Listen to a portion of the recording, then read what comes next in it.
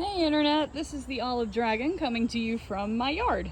I'm in voiceover today because I want to show you, you can see in front of me, my garden and a number of the plants, native and also non-native because I do plant mixes, that I grow in my garden each year, and all of my lovely potted plants as well as my more permanent residents.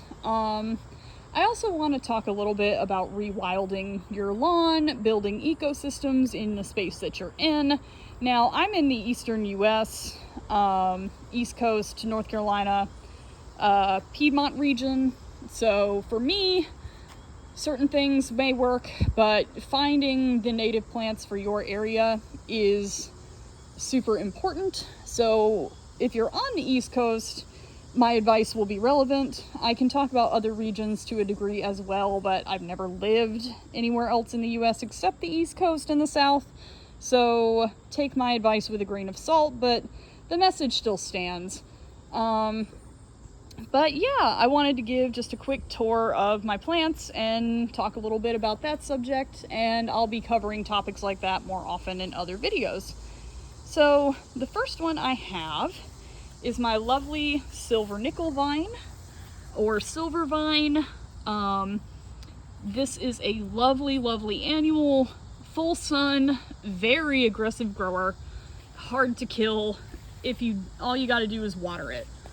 There's a little celiosa growing up in here, or coxcomb, or princess feathers, I've heard them called around my area. But this thing, if you have a black thumb, this may be for you. They are great for pots. Not as good in clay soil. I've tried to grow it on the ground before. It doesn't work very well. But this thing was tiny when I got it, barely in the center of this pot, and now it is enormous, and it's not even August yet. Even with the massive drought we've had, I've been keeping it watered, and it's doing absolutely fabulous. The celiosa is another one that's tough as nails generally, also doesn't really like clay as much, but it'll also simultaneously kind of just grow wherever it wants. Because I have one here that I did not plant that in the middle of that. It appeared from one of my other pots. But also down here, they always find their way to my concrete, and it's doing just fine. It's even got a little tiny bit of a bloom on it. Camera's not going to focus on it very well. And over here I have my Scarlet Fire Salvia. Beautiful plant, fiery bright red blooms. Hummingbirds really enjoy this one. Needs a lot of water. We've had a horrendous drought for the past several months in North Carolina, as has most of the US. But it is finally breaking, and it rained a ton while I was at the beach. And now all my plants have just exploded. But what's cool about these is that this pot, or cauldron rather, this is cast iron, and it was my great-great-grandma's old wash pot. Now it's cracked in the back, so I can't really use it to hold liquid, but it does drain slower than my other stuff, so water-needy plants are good for those. Find yourself an old cauldron, especially one that's got a crack in it or drill some holes in it, and you've got yourself a marvelous plant pot. I've got another one in the front, not family related, but still really nice. This one over here, I have some orange petunias. These little guys, while still very water needy, they hold up really well over winter. They don't bloom, they die all the way back, but then they'll come back off those dead stems the next year. Annual is kind of a fast and loose term where I live in the South, because we are technically subtropical in our climate. You can see more tiny celiosas have made their way here from my other pot. This fern is a maidenhair fern. It's a volunteer in this pot. It's been there a few years, and now it's really starting to kind of pick up the pace of its growth. Pretty sun tolerant. It's a little dry, but that's just because of the drought. It's been upset. I've been trying to keep everything watered, but it's not an easy task. But if you want a petunia that comes back, these guys are are a very good option. They come in a lot of colors, but it's the little ones, not the big ones, that you want. Sometimes the big ones will come back, not all the time. And then behind me is our deep dark forest.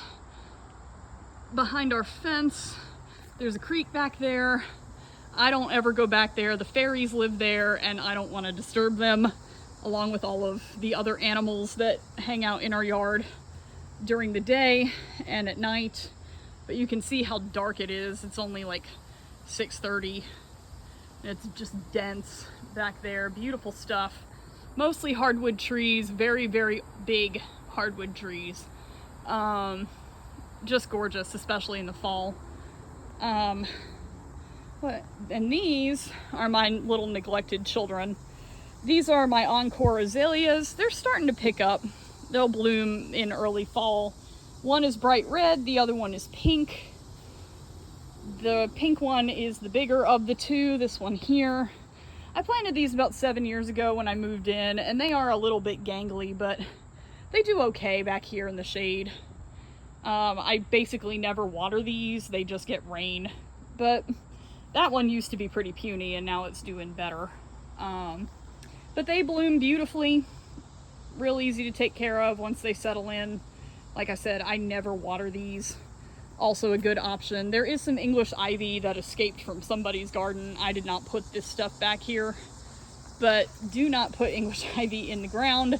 You will have English ivy forever and it will take over everything you love. There's poison ivy mixed in here too, but these guys are really interesting, and any southerner probably knows what these are. These are muscadine grapes. Now, I never come back here and eat these, but I'm sure I have animals that do. Thicker skinned grape, native to the area. This one bears fruit every year. Usually I don't come back here and check it very often, but very pretty leaves, kind of eats everything. There's more of it going this way. You can see some more fruit hanging from it. Most of it's fallen to the ground and probably gotten very much consumed by birds by now, but this thing is everywhere in our backyard. They get huge and a little bit wild and unruly, but they are a pretty cool vine. And the fact that ours bears fruit is pretty neat. I don't know if that's always the case or if ours is just in a spot that it likes or has a partner to pollinate it. Some plants are like that. There's a lot of grapes here. I've thought about harvesting them, but I'm very wary of eating anything that comes out of the yard, and I would not advise anybody to just eat things out of the yard. This one is ripe. You can see it's that nice red color. The green ones still have a minute or two to go on them. They'll probably ripen up towards mid-August, early September. But I usually just let these things be, just because I'm 99.99% sure that these are edible, and they are what I think they are, and what my plant ID has told me they are. I'd need my horticulture friend to double down on that. Just buy them from the store, but it is cool to have them. I just let the birds eat them. Oh yeah, these are ripe over here, maybe sooner than I thought. See some of that poison ivy hanging out there. More of the depths. I couldn't get back there if I wanted to in the summer. Snakes everywhere. Not that I mind, I love snakes, but I don't really want to trip over them, especially not a copperhead, which is one of our main pit vipers that we have. Not much in the backyard. We need to landscape or do something with it. But a few years ago, I did put these black diamond crepe myrtles in here. I know they're not native. They're just pretty. Don't at me about it. These will have bright red blooms in the summer. This one has never really bloomed. I don't know why. It got a couple a few years ago. It might be growing underneath. Probably needs some more soil around it. There's some creeping jenny that I put down in there. I am obsessed with creeping jenny. It is a great ground cover. You cannot kill it. But this is one of my favorite things in the whole world. Beautiful southern vine. This is star jasmine. Amazing, prolific white blooms in the summer or the spring and into the summer. Smells incredible. Does not need much attention once it gets going. You do have to cut it back a little bit or it will eat your house. There's some Virginia creeper going up the side of the house there. But this thing is 8 years old. I put it in like almost immediately when we moved here. And I have to come out here and just chase it every now and then. Glossy, pretty leaves.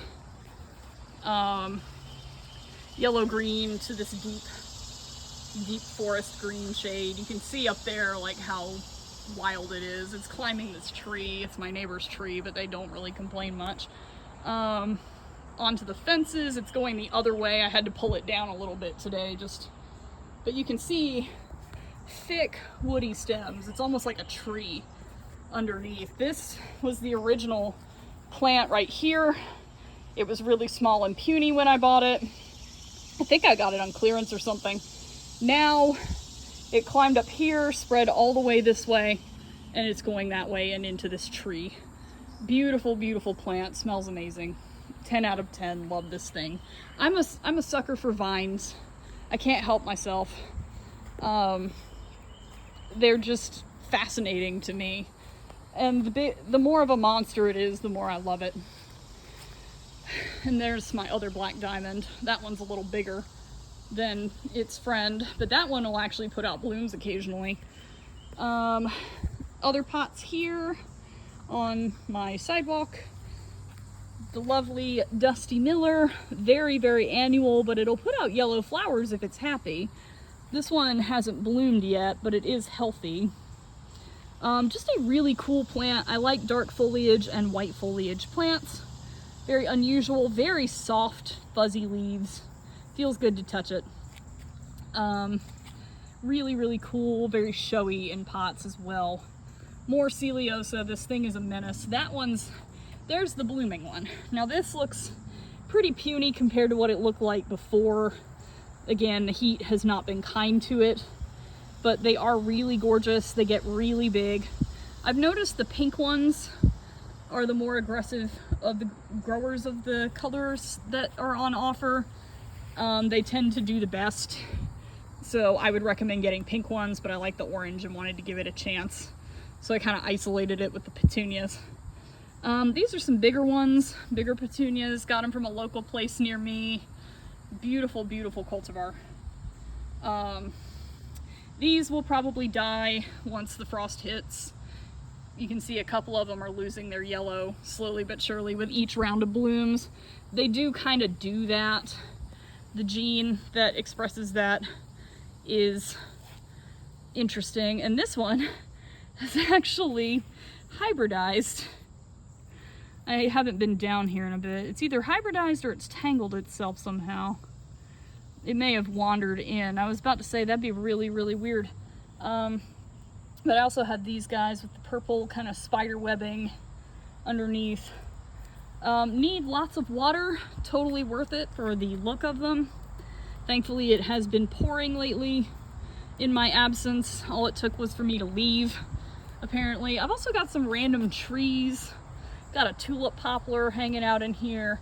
Sweet gums are the bane of my existence, but I'm kind of just leaving those be for now. There's a maple hanging out in here. And I'm not real sure what this is. I get little volunteers. You can see the pine tree kind of chilling out in there. These used to be fairy gardens. That's why there's all this random stuff in here, but over the years, I've kind of let them go. The bright yellow-green is Creeping Jenny. Gorgeous, gorgeous plant. It'll trail just like the silver vine. Cannot kill it. Very perennial. Comes back every year and will grow in shade or sun. Does not care about anything except moisture. It does like to be wet. Not like soaking wet, but it'll hold moisture underneath it. It'll also hold moisture in the dirt longer for your other plants. So I use it around my other plants to kind of hold them. More trees. These are a couple years old. I just let them do their thing. I find it interesting that they're thriving in these pots that are way too small for a species like this. But pretty cool.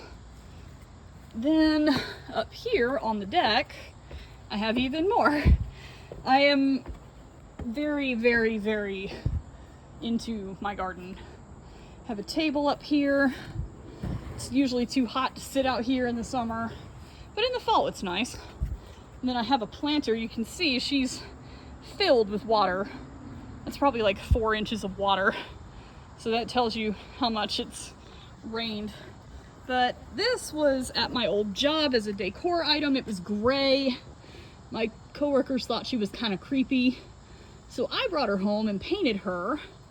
And I think I did a pretty good job, if I do say so myself. Painted the eyes in. She didn't have any eyes. Painted her lipstick on, all that. Whenever the paint starts peeling, I'll just change her colors. I've got some wind chimes up here. I've got 2 red mandevillas that are just exploding. They're not blooming super heavily right now, but you can see the bud on the end of that vine there. They're getting toward the end of their season a little bit, but they're still doing good. I love these as hanging baskets or in plant holders. Hummingbirds absolutely love them. I especially like the red ones. They come in white and pink as well, but they're tropicals. They'll be gone as soon as a frost touches them. I did one time have a mandevilla come back, and it was really cool, and it actually had seeds, but I've never been able to repeat that instance. So I think it was just a fluke or just a very happy one. This is sedum. It's doing okay. It's been in this pot for years, but it comes back every year and I don't really have the heart to take it out. So even though it definitely could use some more soil, this pot has fallen off the railing a couple of times. I need some plant stands. These are straw flowers. They're getting ready to have another little round of blooms. They're real cool. They feel like paper. Very annual as well. Most of these are going to be super annual, but hasn't really needed a whole lot of attention. This is my first year with them. They're pink and orange. Very pretty, kind of spiky flowers. Pretty easy to care for, just keep them watered. That's pretty much the way all of these are, because I don't like complicated plants, because I don't really have time. I work retail. A little bumblebee guy here that my friend gave me. These, I forget the name of these. I'm gonna be honest, every now and then the names of my annuals slip my mind because I buy stuff I've never had and I'm not super familiar with, but it's been doing great. Very susceptible to drought though. It does not like the drought. The fact that it's doing so well kind of shocks me because the other one died. I had a blue one, did not make it. You'll see that in a minute. These are daisies. They're not currently blooming. They were blooming a lot earlier in the spring and summer, but they have just exploded in terms of their foliage. Very cool little thing to have. They're purple and white as well. Got my bird bath down here. You can also see how much it rained based on that. More Dusty Miller and petunias. These are the little guys. I'm gonna see if these come back. I've never had this color before, or this color. But they're real pretty. And they just do great as long as they get enough water. That Dusty Miller also hasn't put up blooms, but I think this stuff blooms in the fall. Last year was the first time I realized that it bloomed. So I was a little shocked, as you might expect, to see that, because usually people grow it for the foliage and then I never see a flower on it. But I like my stuff to bloom. Some people cut flowers off things and I don't know why they do that. These are little snapdragon type flowers. Very pretty. I forget the name of them. I've just been calling them snapdragons. Someone in the comments could probably tell me, or I could look it up. But you can see they have the little mouths. I love snapdragons because you can do this with them. They have a little mouth like a snapdragon, so they're probably the same family, same species, just smaller. And these guys are some of my pride and joys. These are the Black Magic petunias. And they're hard to find. Usually you gotta go hunt for them at a specialized nursery, and the nursery down the road from me happens to cultivate them themselves. They're a working farm. They have produce, sunflowers, beautiful things. But these are an incredible variety. You can see they're purple toned, but they look like velvet, just black velvet, the really deep ones do. They're the deepest shade of purple you can breed until you just get black. And they get huge. Like, these are massive compared to when I left for the beach. I've got some bright red mixed in with them. They're doing great. More black ones here, because I love goth plants. So again, black, white, very cool stuff. And these guys, they're kind of at the end of this round of blooms, but these are called Bananaramas, and they're from that same nursery. They were doing better earlier, but I think they're putting out more buds. Yeah, they are. You can see these are the new blooms. We've caught them between rounds. Also really gorgeous, not getting as big as their friends, the Black Magics there. That one's really, really taken off, even compared to that one. But just super, super cool. I love petunias because you get so many colors, so many varieties. And this pot's getting a little crazy up in here than it was before I left. This stuff, again, not sure what it is. It's pretty, but it will take over everything you have in your yard. But I've got ice plant up in here. I think this is called like Evening Sunset or something, this color. Very pretty. The blooms close at night and we're getting on toward evening. So most of them have gone to sleep at this point. You can see right there where it's kind of fallen asleep. More Celiosa. Just all the Celiosa. But also I discovered when I got home from the beach, there's a silver vine that has moved in on the other side of my ice plant. So the silver vine, somehow, or maybe it's an old root from last year, because I had my silver vine in this planter last year, but it has appeared in my ice plant, which is really amusing to me. I've got some purslane here, another super easy, drought resistant, very showy. These blooms go to sleep at night as well, probably to prevent nighttime pollinators that they don't want. They're probably very specific to afternoon or morning pollinators because they open up in the morning.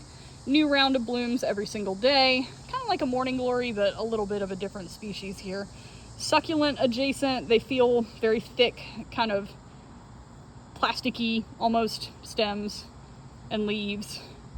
Very, very, very drought hardy though. Like, I've barely watered them recently and they've been fine compared to a lot of my other plants that are like completely dying. More purslane over here. This one is kind of keeling over dead. I don't know what happened to it, but it's still got some green in it, so I'm letting it be. Yellow purslane here. You can see very, very succulent adjacent. Marigolds here, they're looking a little rough from the heat as well, but they're trying, and that's all I can really ask from them for this year because it's been so bad. More pink purslane here. I really do have a problem. This one's a little punier than its friends, but it's doing okay. I've noticed the past couple of years the purslane hasn't done too great, and I wonder if that's heat or not adequate water or just the soil in the pot, but I change the soil every single year. This one's really cool too. It's another dark foliage plant. This one doesn't bloom, it's just grown for the leaves. I forget the name of it though. It's another new one for me. Real pretty, and it's just done spectacularly even with the heat. I've got a morning glory trying to volunteer in here. From where, I do not know, but I grow them, so it came from somewhere in the yard. These guys have also been pretty cool. They're very heat susceptible, but the water seems to have really made them just take off. This was the other little fan-shaped plant. You can see the heat got it while I was away. It couldn't bear to be dry even for a minute. But these guys are doing pretty good. I've got another one here in a different color. Real pretty. Very, very big now. It was not this big or blooming this much when I left. So the 5 inches of rain we got really helped it out. Orange marigolds, super gorgeous. Parts of it have kind of gotten burned from the heat, but it seems to be doing okay overall. It's got some spent blooms that I need to come out here and cut off, but very pretty colors mixed into that plant. These guys are also a kind of roughly version of a petunia. I've never seen them before, so I figured I'd give them a try, and they've just done great. But again, need a lot of water. If you don't have time to water them, petunias are probably not going to be your plant. There's a little tiny mum that I planted years ago in this pot, and it comes up every year and it'll put out a couple of flowers in the fall. It tries. I've just kind of left it be. This is verbena. It's a coral shade of verbena. I think the water kind of saved this. It was definitely drying up and dying. You can see it looks really ratty. Verbena is usually pretty tough, but with the extreme heat and extreme droughts that we've been having recently, even it can't withstand it. Most of my plants can, even my toughest ones. Except that vine. That one is fine. I've got a morning glory kind of climbing the house here. I did not put this here. My housemate doesn't really love vines climbing the house, but I try to keep them off. Try being the operative word here. It just doesn't always work the way I need it to. But the cold will kill it. It's a tropical. It can't stand to be cold. The minute a frost touches it, it keels over and dies instantly. But I'm gonna let it be. It'll bloom in September. My other morning glories aren't doing too great. It'll probably take over this corner in 2 weeks if the water keeps up. This is a little bit of a stone crop. You can see it's blooming. Very pretty little yellow guys. Daisy-like. Also very drought hardy, succulent adjacent. Very, very pretty stuff. This one's been in this pot for a couple of years now.